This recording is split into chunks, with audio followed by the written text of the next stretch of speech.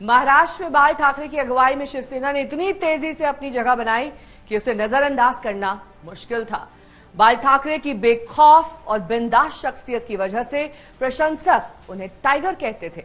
शिवसेना के 1968 में पहली बार म्युनिसिपल चुनाव लड़ने से लेकर शिवसेना के सत्ता में रहने तक उन्होंने कभी कोई पद नहीं लिया, लेकिन बिना पद लिए ही वो राष्ट्र करते रहे। बाल ठाकरे की शिवसेना को उनके रहते हुए भी कई झटके लगे, कई सहयोगियों ने साथ छोड़ा, लेकिन बाल ठाकरे के तेवर बरकरार रहे।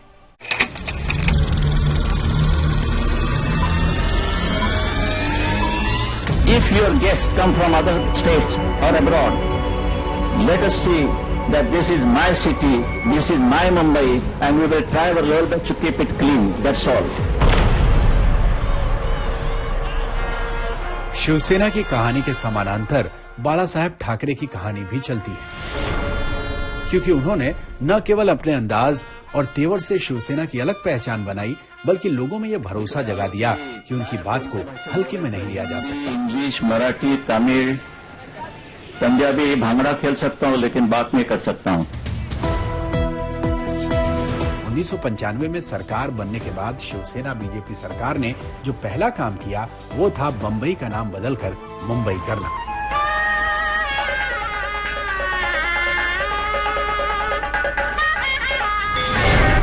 बाला साहेब हिटलर के तीखे भाषणों के मुरीद थे। हालांकि वो हिटलर की गलतियों के हिमायती नहीं थे, लेकिन उसके तेवर उन्हें पसंद थे।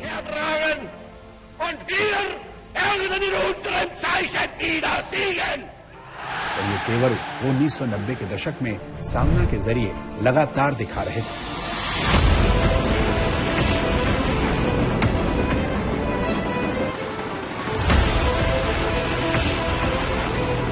मुंबई दंगों के दौरान उनके भड़काऊ संपादकीय ने शहर का माहौल बिगाड़ दिया था। कार्टूनिस्ट की स्याही आग उगल रही थी। बाबरी मस्जिद गिराए जाने से पहले अयोध्या की तरफ कूच करते शिव सैनिकों को लेकर उन्होंने सामना में लिखा। वो यकीनन उस दहाड़ते हुए शेर की तरह लग रहे थे जिसका खौफ हर तरफ था। उसकी चाल में एक मदमस्त हाथी की मस्ती थी। उसके हमले में एक गैंडे की ताकत थी जो चट्टान को मसल कर पाउडर बना दे। उस हिंदू योद्धा को हमारा अनेक अनेक आशीर्वाद। पूरे विश्व में माहौल उस वक्त बाबरी का चल रहा था और बाला साहब ने कहा, अगर शिव सैनिक का नाम कोई लेता है तो कहिए मुझे गर्व है मेरे शिव सैनिकों के ऊपर और फक्र है मैं उनके साथ हूं। उनके भड़काऊ लेखों पर केस दर्ज भले हुए, लेकिन पुलिस उन्हें गिरफ्तार करने की हिम्मत नहीं जुटा पाई। यह उनका खौफ था और शिव सैनिकों की ताकत, जिसके चलते वो मुंबई पर राज कर रहे थे। और इसी राज में कहीं वसूली के आरोप थे तो कहीं पिच खोदने जैसी हरकतें। 60 और 70 के दशक में शिवसेना के निशाने पर गैर मराठी भाषी और रोजगार का मुद्दा अहम था, जो धीरे धीरे हिंदुत्व के मुद्दे से होता हुआ मुस्लिम विरोध तक जा पहुंचा था, खासकर बांग्लादेश से आए मुसलमान। बांग्लादेश के मुसलमान आ चुके, इतनी झोपड़पट्टियां उनकी फैली जा रही है। जहां जहां कोई प्लॉट होता है उस पर धीरे सीधे वो कर देते आराम से, कोई पूछने वाला नहीं है, न कोई मन में डर है कि यहाँ एक कानून है। सरकार बनने के बाद उन पर रिमोट कंट्रोल से सरकार चलाने का आरोप लगा, जिसे उन्होंने खुलकर स्वीकार किया। कुंडली दाखवू नको, हात दाखवू नको, निराळ्या पद्धतीने दाखव। इस बीच मराठी अस्मिता के नाम पर मुंबई में बसे उत्तर भारतीयों को निशाना बनाने का काम शुरू हुआ और जिस किसी ने इसके खिलाफ बात की उसे बाला साहेब ने निशाने पर लिया, फिर चाहे वो शख्स सचिन तेंदुलकर ही क्यों न हो। लेकिन बाला साहेब का सियासत से अलग एक अलहदा रूप था, जहां वो दोस्तों के दोस्त थे, महफिलबाज थे, बियर के शौकीन थे और बेखौफ बिंदास थे। बाला साहब के साथ मेरा हमेशा मैंने माना कि एक पारिवारिक संबंध रहा है, और पारिवारिक इसलिए रहा है क्योंकि जिस दिन से मैं उनसे मिला, न जाने क्यों उनको लगा कि मैं उनके परिवार का एक सदस्य हूं। ये उनकी उदारता थी, ये उनका बड़प्पन था। 1995 में जीत के बाद एक पार्टी हुई जहां बाला साहेब भी पहुंचे। मेजबान ने पार्टी में शराब नहीं परोसी थी। पूछा तो पता चला वहां मुख्यमंत्री भी है।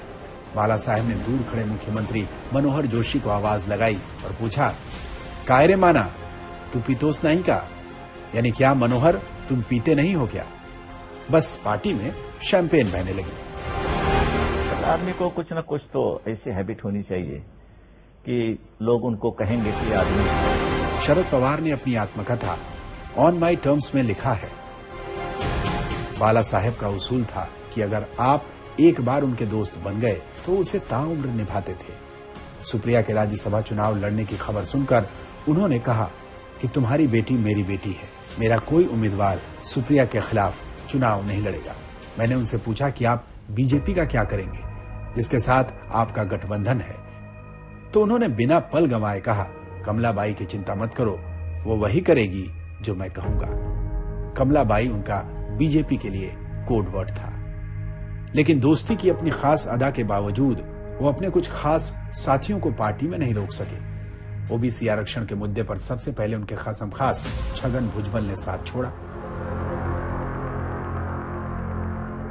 सन 1990-91 में 1991 में मैं दोबारा मेयर बना था। वीपी सिंह साहब प्राइम मिनिस्टर हुए और उन्होंने मंडल आयोग को जो अपनाया, उन्होंने कहा कि हम लोग उसका स्वीकार करते हैं। महापौर के नाते मैंने उनकी उस स्टेटमेंट का जो है स्वागत किया कि मैं स्वागत करता हूं कि आपने मंडल आयोग का स्वीकार किया है भारत सरकार ने। अब वहां से जो है हमारा जो है थोड़ा सी अनबन जो है शुरू हो गई। बाला साहब ने कहा कि नहीं, कि हम आरक्षण को सपोर्ट नहीं करेंगे। हमने कहा कि हम तो करना चाहते हैं।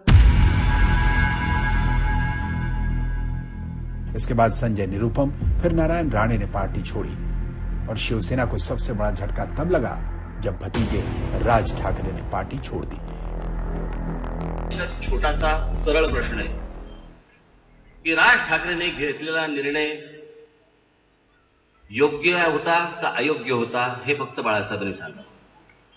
अयोग्य होता तर तो माणूस अजून तिकडे का, आणि योग्य होता तर मग माझे दुसरे निर्णय कसे काय चुकले? कि आपको मान्य हो तो हाँ कहो, नहीं तो ना कहो। बाला साहब ने उस वक्त तो राज ठाकरे को बुरा भला कहा, लेकिन वो जानते थे कि राज और उद्धव का एक साथ होना जरूरी है। ये बात समझ में आई तो उन्होंने इशारों इशारों में दोनों भाइयों को साथ आने के संकेत दिए।